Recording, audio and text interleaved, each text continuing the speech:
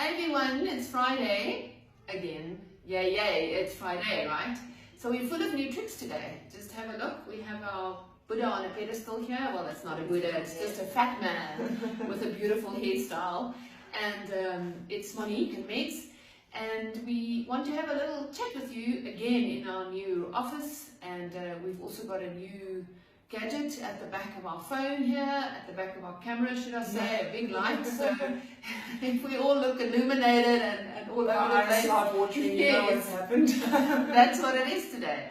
But Megs, I thought, as we were discussing the other day about talking about swimming dogs. My dog doesn't swim, but she runs through the sprinkler and she ends up with a chronic ear infection. Yeah. So what are some of those things that can happen when dogs love swimming? So we all know that Labradors like to kind of paddle around and swim. Are they as prone to getting those kind of ear infections as little dogs? But talk to us about that. Talk to us about ear infections and swimming dogs. So, the ear infections are obviously not, kind of isolated just to small dogs, but small dogs are definitely way more prone to getting ear infections than, such as your labs. For me, they are, because that's all I know. Yeah, you've got the curse of the ear infection on your dogs. So the little dogs definitely are more prone to ear infections, especially your dogs like your Yorkies, the dogs that have a little bit more hair. Because what ends up happening, a lot of the moisture ends up getting trapped inside that ear, which then leads to these kind of complications and itchy ears and ear infections. So when it comes to dogs that just enjoy swimming, which is often your labs, your spaniels, and often the only place that they have to swim is in your swimming pool, it can also lead to a couple of other issues.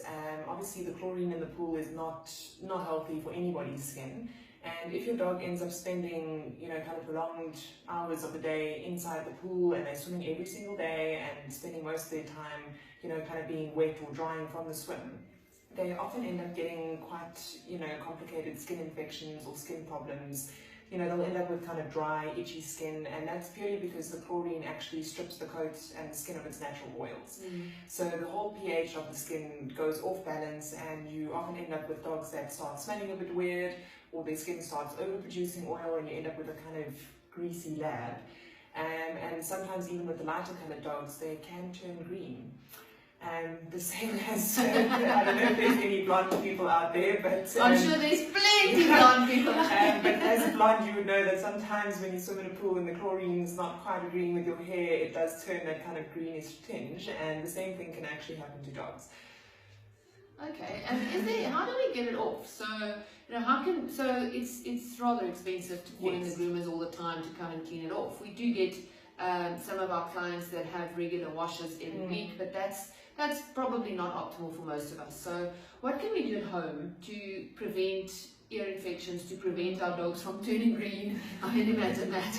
And just preventing the skin infections. So we'll start with the ears. The best thing to do is obviously to try and keep the ears clean, so get yourself a solution or, something from your vet that you can use on a daily basis to keep the ears nice and clean. And when you do get your groomer out, ask them to trim the hairs inside the ear, which will then assist in keeping that entire canal dry, which will then obviously help combat any ear infections or risk of ear infection. With regards to dogs that swim a lot and trying to prevent any skin complications from happening, the best thing to do and the easiest thing to do before it actually becomes a skin problem is just to rinse your dog with fresh water from the hose, directly after they've climbed out the pool. And that's mainly just to get rid of the chlorine.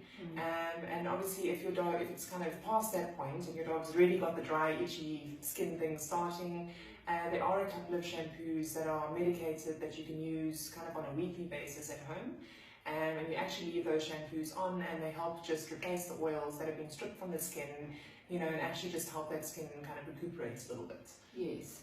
So I have that for my little Yorkie, the adopted one that I just got the other day. She loves the sprinklers. She's always wet, and she's got these little black things on her skin. That's also something you can see. The vet actually said to me that he checked her over because he thought she's got fleas, and I was like laughing because I thought no, that she definitely doesn't have fleas, but it is a skin condition that develops from her playing in the water all the time when the sprinklers are on, or when it's raining, or forever in the water.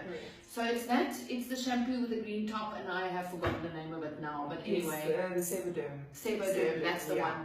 From the vet, we can also order it for you if you want us to, but yeah, that's the one to use. So have fun in the water, let your dogs have fun, let them swim, and by all means, and have a great weekend, and stay safe. And dry. Yes, and dry. Bye now. Cheers.